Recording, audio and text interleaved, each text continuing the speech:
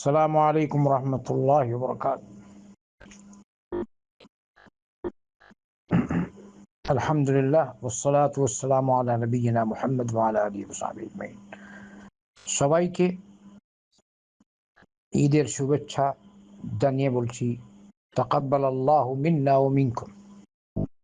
আল্লাহ আমাদের আপনাদের সকলের ইবাদত কবুল করুন।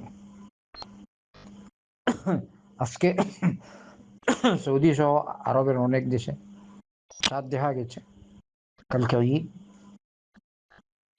আর আমাদের দেশ সহ অনেক দেশ পরের দিন ঈদ করবেন, অথবা এর পরেও হতে পারে, আল্লাহু আ'লাম। তো আমি আমার ভাইদেরকে, ভাই বোন সকলকে জানাচ্ছি ঈদ মুবারক। আর বলছি, আজকে যেখানে চাঁদ দেখা গেছে আপনারা কালকে ঈদ করবেন, তো আজকের যে আমল এটা ভুলবেন না, তাকবীর বলতে থাকবেন। আল্লাহু আকবার, আল্লাহু আকবার, লা ইলাহা ইল্লাল্লাহ, আল্লাহু আকবার, আল্লাহু আকবার, ওয়ালিল্লাহিল হামদ বারবার বলতে থাকবেন। কালকে সালাতুল ঈদ আদায় না করা পর্যন্ত তাকবীর চলবে। আর বিশেষ করে ঈদগাহে যাওয়ার সময় পড়তে থাকবেন, ঈদের সালাত আদায় না করা পর্যন্ত পড়বেন।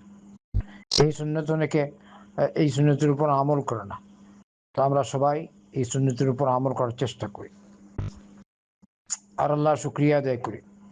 আর আরেকটা কথা হলো যে রমজানে আমরা সবাই আলহামদুলিল্লাহ সিয়াম, কিয়াম, সালাত ইবাদত করেছি। তো তার মানে কি এটা যে রমজান গেল তো আর ইবাদত নেই? না, ফরাইজ যেগুলো আদায় করা ফরজ, ওইসব ইবাদত রমজানেও ফরজ, পরেও ফরজ। যেমন 5 ওয়াক্ত সালাত সবসময় ফরজ। এখন আপনি রমজানে 5 ওয়াক্ত পড়তেন, রমজান চলে গেছে, ঈদের পরের দিনই অন্যরকম হয়ে গেল। তো এবারে আপনি বলেন তো আপনার ইবাদত কি ঠিক হলো? এক ওয়াক্ত নামাজ ছাড়লে তো সব এইসব ইবাদত সব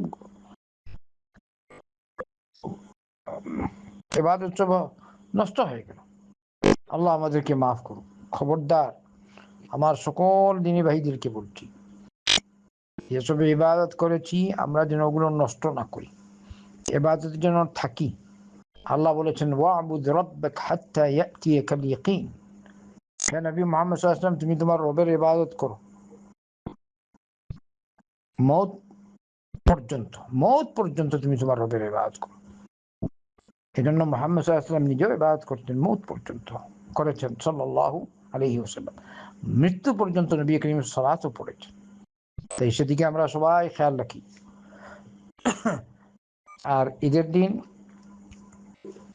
যথাসাধ্য মানুষ একটু ভালো কাপড় পরে, এটা আর বলতে হয় না, পরিষ্কার পরিচ্ছন্নতা অর্জন করে সুগন্ধি ব্যবহার করে যাবেন ঈদগাহে। আর বিশেষ করে যেটা মসনুন ঈদের দিন, ঈদ উল ফিত্রে, আপনি ঈদগাহে সালাতের জন্য যাওয়ার আগে কয়েকটা খেজুর খাবেন। খেজুর খাওয়া সুন্নাহ। 3টা, 5টা, 7টা, সব তো আর সমান না, মানুষ সকল সমান হয় না। কেউ হয়তো খেজুর বেশি খেতে পারে, ওই হিসাবে খাবেন বেজোর সংখ্যায়, এটা সুন্নাহ। আর ঈদের সালাতে যাওয়ার সময় যে রাস্তা দিয়ে যাবেন, ফেরার সময় অন্য রাস্তা দিয়ে আসার চেষ্টা করবেন যথাসাধ্য, এটা সুন্নাহ। আর ঈদের সালাত যেসব মসজিদে 12 দিক বা ঈদগাহে 12 তাকবীরে হয়, ওইসব ঈদগাহে যাওয়া উত্তম, কারণ এগুলোই সুন্নাহ। 12 তাকবীরে ঈদের সালাত দেওয়া করা সুন্নাহ। কিন্তু আপনার আশপাশে এরকম ঈদগাহ নাই বা মসজিদ নাই, তো আপনি আপনার পার্শ্ববর্তী ঈদগাহে সালাত পড়ে নেবেন, এতে কোনো অসুবিধা নাই। কারণ ঈদের যে অতিরিক্ত যে তাকবীর, এসব সুন্নত ওয়াজিব নয়। তো যারা 3 তাকবীর দেন বা 6 তাকবীর দেন 2 রাকাত মিলে, তাদের পিছনে আপনি সালাত পড়বেন, তাদের সালাত হয়ে যাবে বা হবে। তবে উত্তম হলো 12 তাকবীর দেওয়া, এই হলো কিছু। আর ঈদের দিন একটু একজন একজনকে শুভেচ্ছা জানাবেন, কি বলে? তাকাব্বালাল্লাহু মিন্না ওয়া মিনকুম বলে। আর এর সাথে যে আমরা ঈদ মুবারক বলি, ঈদের শুভেচ্ছা, এগুলো কোনো অসুবিধা নাই ইনশাআল্লাহ।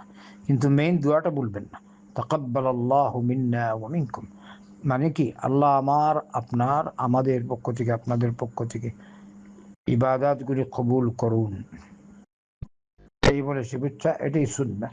এর সাথে কথাবার্তা মানুষ বিভিন্ন রকমের বলে, যেগুলো বৈধ আপনি বলতে পারেন, তবে অবশ্যই খেয়াল রাখতে হবে আল্লাহর নাফরমানি থেকে বাঁচতে হবে। ঈদের দিন খুশি করতে গিয়ে আল্লাহ নাফরমানি করবেন না, কোনো রকমের গান বাজনা অথবা নারীরা বেপর্দা চলা, আপনি নিজেও ঈদের দিন আসলে তো নামাজ নাই, আউযুবিল্লাহ, খবরদার এরকম করবেন না। আল্লাহর বিধান নিয়মতান্ত্রিক পালন করবেন, আল্লাহর শুকুর আদায় করবেন, শুকুর আদায় করতে গিয়ে আল্লাহ নাফরমানিতে লিপ্ত হবেন না। আল্লাহ আমাদের আপনাদের সকলকে তৌফিক দান করুন। বারাকাল্লাহু ফীকুম ওয়া সাল্লাল্লাহু ওয়া সাল্লাম আলা নবিয়িনা মুহাম্মাদিন ওয়া আলা আলিহি ওয়া সাহবিহি আজমাইন।